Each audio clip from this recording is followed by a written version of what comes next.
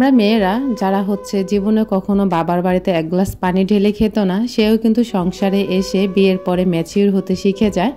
তার সংসারটাকে কিভাবে আগলে রাখতে পারবে সেই চিন্তাটা তার মাথায় সব সময় থাকে এবং কি সে পুরোপুরি সংসারী হয়ে ওঠার জন্য ব্যস্ত হয়ে যায়।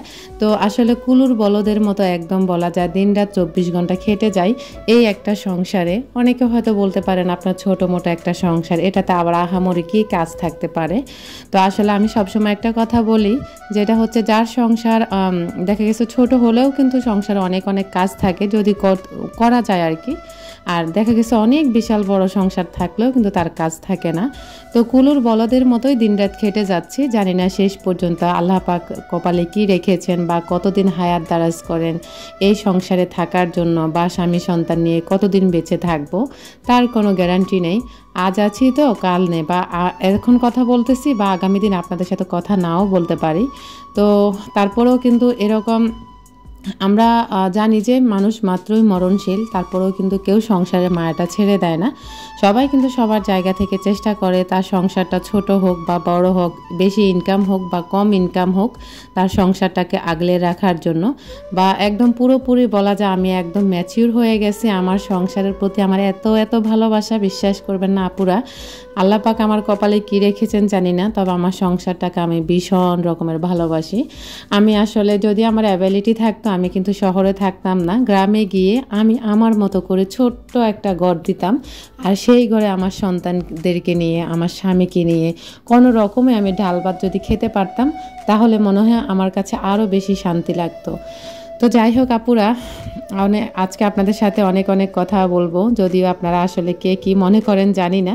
তবে শুরু থেকে আমাকে যেসব আপুরা অনেক অনেক সাপোর্ট দিয়েছেন, অনেক অনেক আপনাদের সুন্দর সুন্দর কমেন্ট না পেলে হয়তো বা আমি এই পর্যন্ত আসতে পারতাম না। তো কিছু মানুষ থাকে হিংসুটে, চরম হিংসুটে, তাদের মন মানসিকতাই হিংসুটে টাইপের। তো তারা সব সময় কিন্তু ওই বাজে কমেন্ট করে আর কি। তো আসলে বলা যায় একদম হাতে গোনা আমার চ্যানেলে কোনো, আমি বলতে পারবো আমার চ্যানেলে কোনো হেটার্সই নেই। আমার সকল প্রিয় আপুরা আমাকে এত এত ভালোবাসে, আসলে আমি তাদের ঋণ কখনোই শোধ করতে পারবো না। তো আপনারা আমাকে অনেক অনেক ভাবে বলেন যে আপু আপনার কথার ভিতরে এত সরলতা, এত সাবলীলভাবে আপনি কথাগুলা বলেন, খুব ভালো লাগে। আসলে আমি কতটুকু ভালোভাবে কথা বলতে পারি জানি না, তবে আছে না এক এক আপুরা হচ্ছে একদম স্ক্রিপ্ট লিখে লিখে তারপরে হচ্ছে ভয়েস ওভার করে, তারপরে হচ্ছে মানে অন্যান্য আদার্স অন্য সাইড থেকে বা কথা বলার চেষ্টা করে। আমি কিন্তু একান্তই আমার যে নিজের ভয়েস ওভার করার সময় যে আমার যা কথা আসে মনের ভিতরে, আমি মন খুলে আপনাদের সাথে কথা বলতে ভালোবাসি আমি।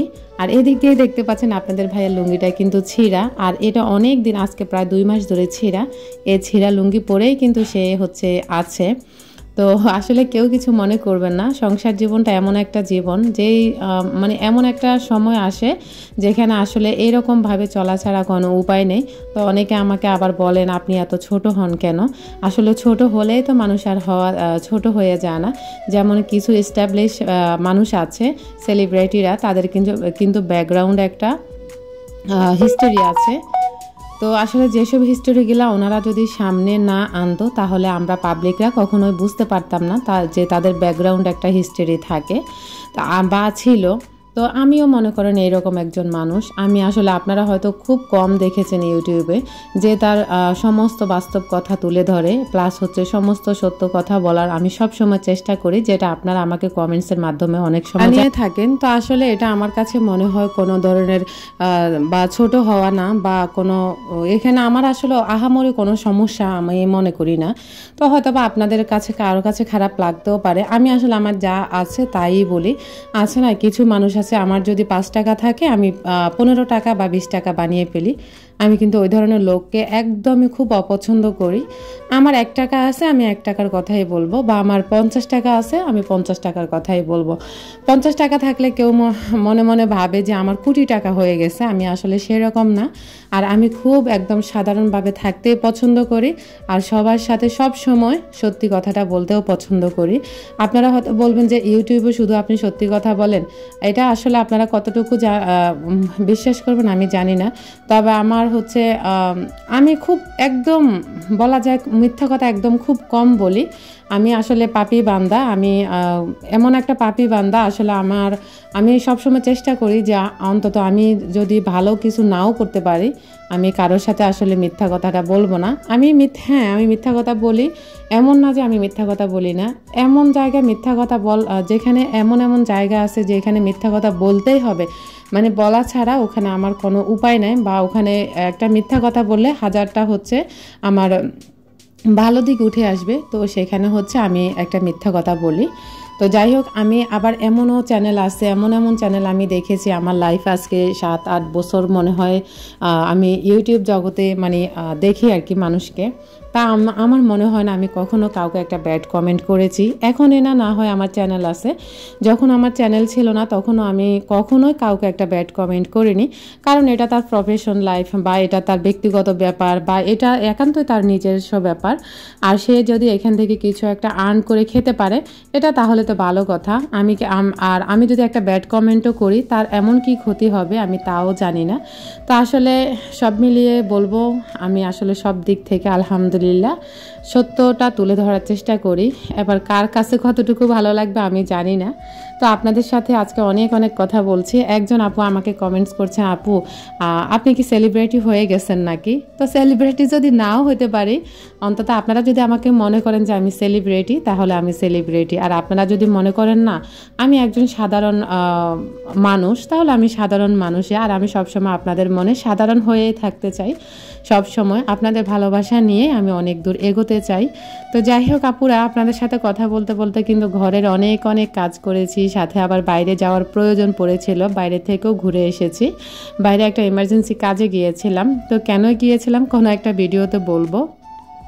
যাই হোক, এখন হচ্ছে ফ্রিজ থেকে আদা রসুন মানে যা ছিল, বা ওই যা আপনারা দেখেছিলেন আমার একটা ভিডিওতে ওই চ্যানেলে, যে আমি হচ্ছে সপ্তাহে মানে ফ্রিজে জিনিসপত্র সব রেডি করে রেখেছি, বা তরকারি ওইগুলো হচ্ছে এখন আমি নামিয়ে নেব। তো এই ভিডিওটা ছিল আমার শুক্রবারের ভিডিও, যদিও আপনাদের ভাইয়া শুক্রবারে বাসায় ছিল না।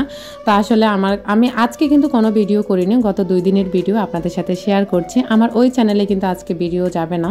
তো আমি কিন্তু এই চ্যানেলে হচ্ছে ভিডিও রেডি ছিল, তাও আজকে দিব না এরকম মন মানসিকতাই ছিল। তারপরও আবার আমার কিছু ভালোবাসার মানুষরা কমেন্টস করছে, আপু প্রতিদিন ভিডিও দিবেন, আপনার ভিডিওগুলোকে খুব মিস করি।